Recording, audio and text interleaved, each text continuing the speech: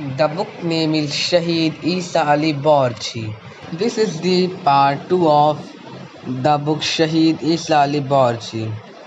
How did your family relate to the resistance and who was most influential in your life? I was born into a family that believed in the path of resistance and relied on its principles. And I thank God that the most influential person or event in my life was the martyrdom of my loved ones, each of whom had a special impact on my heart. Have you ever thought before marriage that you would one day be the wife of a martyr and face the hardships that the families of the martyrs face?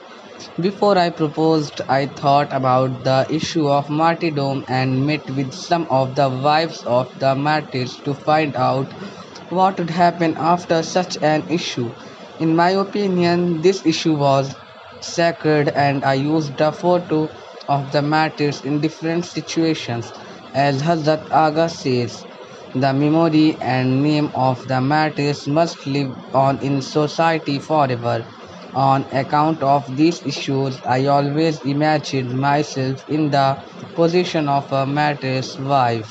This is the part 3 of the book Shaheed Isa Ali Burji.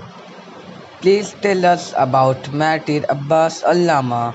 When did you meet him and how did this acquaintance end with your engagement?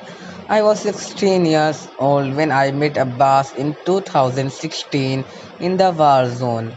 It has been about 3 months since this acquaintance that we got married on September 18, 2016.